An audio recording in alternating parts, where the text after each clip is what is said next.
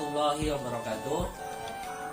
Saya Abidin Rifai, mahasiswa PPG UNM, program studi sosiologi dalam jabatan angkatan 1 2022. Mohon izin Bapak dosen, Bapak Dr. Muhammad Syukur, dan Guru Pamong, Bapak Arisiki, saya akan melaksanakan praktek pembelajaran inovatif di MA Darul Ulum. Mudah-mudahan praktek saya nanti dapat berjalan dengan lancar dan bermanfaat.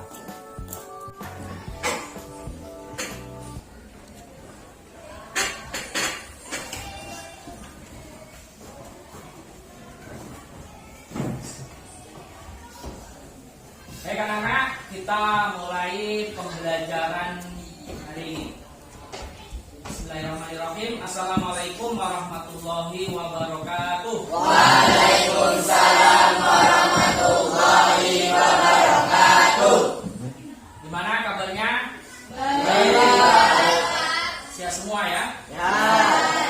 Sarapan semua? Selamat. Ada yang belum? Mudah-mudahan sarapan semua biar kita belajarnya jadi semangat. Baik, supaya pembelajaran kita nanti dapat berjalan dengan lancar, maka kita akan berdoa terlebih dahulu. Silakan salah satu dari kalian untuk memimpin doa.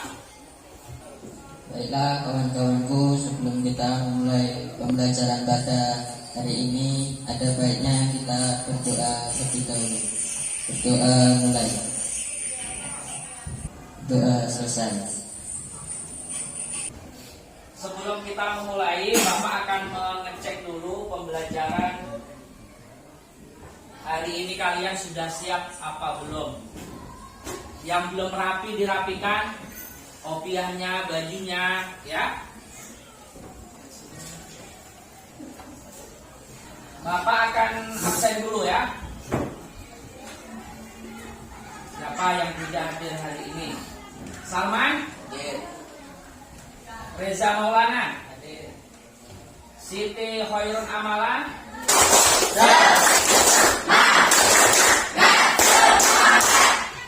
Kita akan belajar berkaitan dengan kelanjutan materi besarnya tentang kelompok sosial.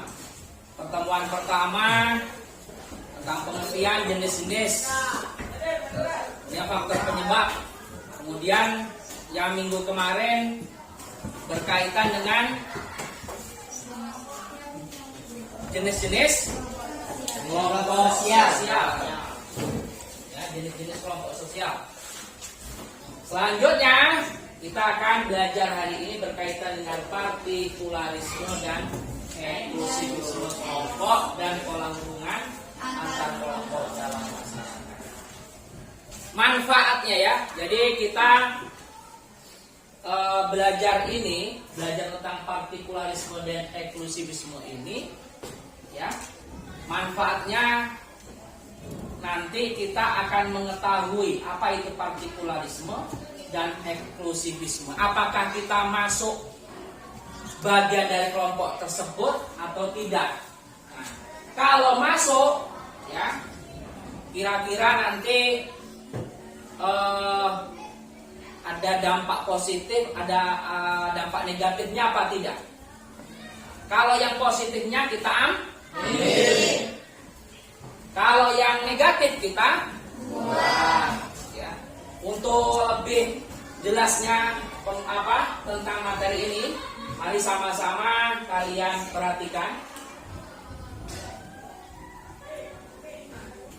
Silakan dianalisa, dikaitkan dengan keadaan sekarang. 11 IPS 1.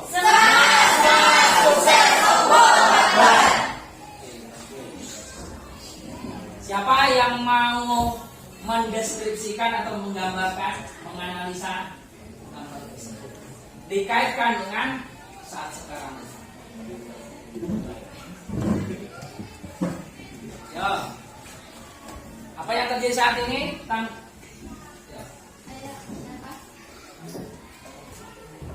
Aku silakan Kul. Sekelompok mahasiswa sedang mengadakan demo di depan kantor dewan. Sekelompok mahasiswa sedang melakukan demo. Oke, ada lagi yang lainnya? Kalian akan berdiskusi untuk lebih dalam lagi berkaitan dengan materi hari ini, dari masalah partikularisme dan eksklusivisme, kemudian pola hubungan antar kelompok tadi. Jadi kalian akan Bapak bagi menjadi 5 kelompok. Kelompok 3 paternalisme. Kemudian kelompok 4 akulturasi. Kelompok 5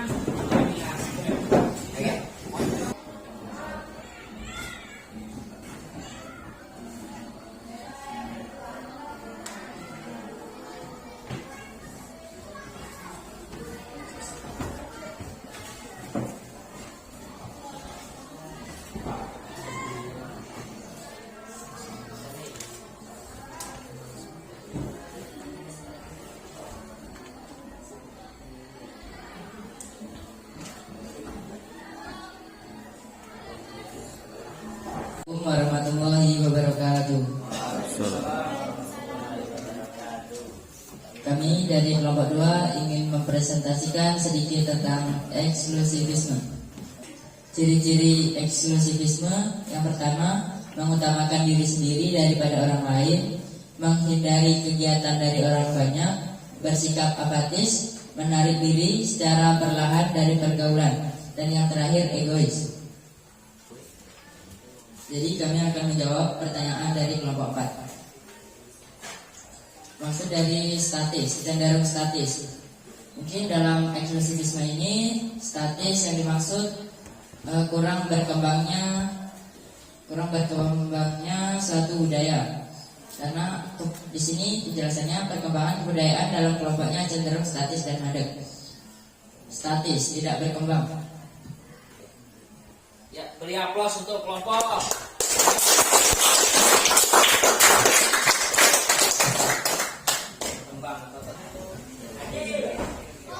Kami dari kelompok 5 ingin bertanya, akulturasi yang pernah terjadi di Indonesia itu apa? Akulturasi yang pernah terjadi di Indonesia. Contohnya itu bisa dimasukkan dalam arsitektur. Misalnya, sudah ada uang masjid, namun tersebut tercampuri oleh budaya asing dari budaya Jepang, dan arsitektur tersebut bercampur dari Indonesia dan Jepang. Jadi percampuran antara arsitektur Indonesia dengan Jepang.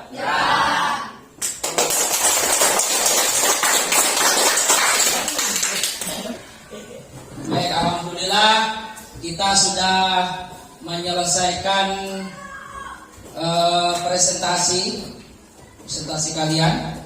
Bapak apresiasi, Bapak ucapkan terima kasih, kalian hari ini luar biasa. Pembahasan hari ini berkaitan dengan dimensi kelompok, partikularisme, eksklusivisme, dan pola hubungan antar kelompok. Di antaranya yang sudah kita bahas bersama-sama ada akulturasi, ada dominasi, ada paternalisme. Oke. Jadi setelah kalian berdiskusi tadi, kemudian mempresentasikan, dapat tidak kalian menyimpulkan apa hasil pembelajaran kita hari ini, kesimpulan dari pembelajaran kita hari ini? Silakan disimpulkan.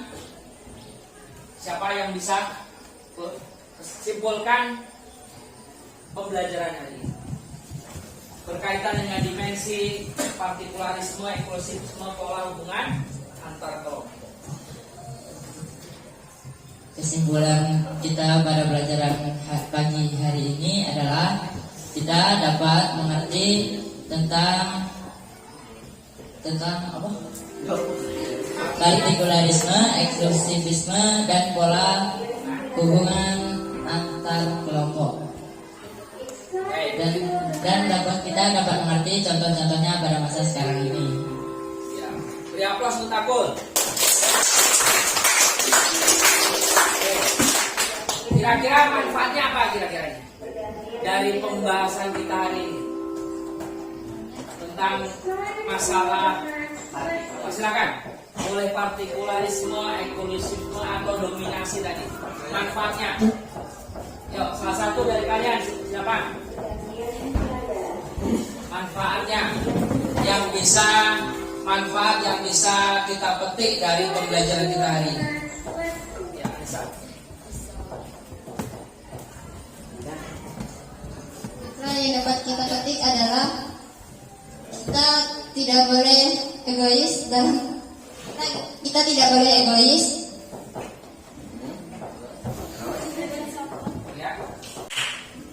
Jadi sangat besar sekali ya manfaat pembelajaran kita hari ini.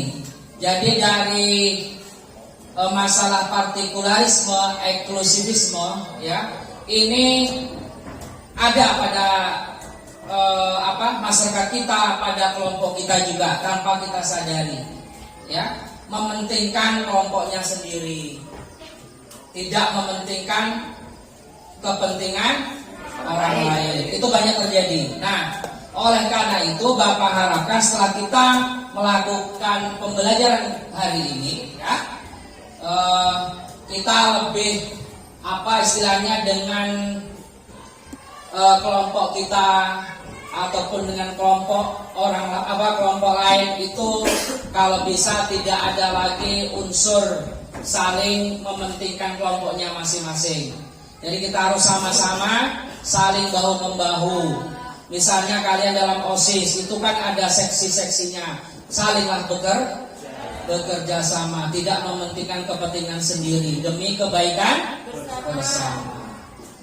Baik, beri aplaus untuk kita.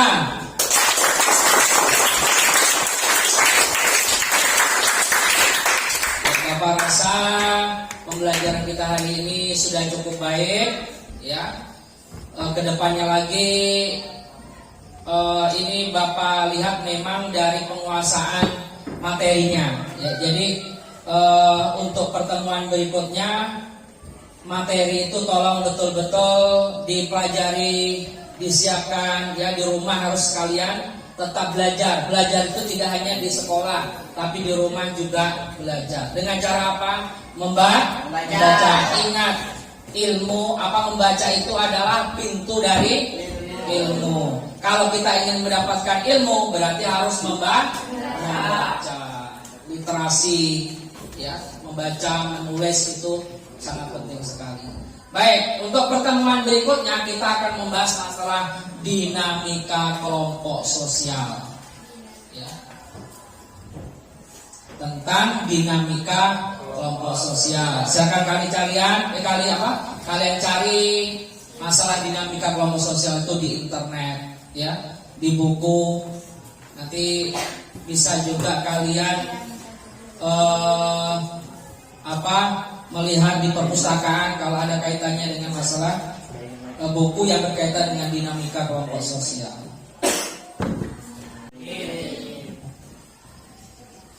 Berdoa mulai.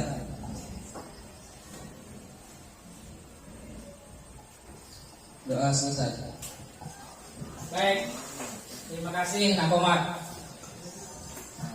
Jangan lupa ya, minggu depan kita akan membahas masalah dinamika kelompok sosial.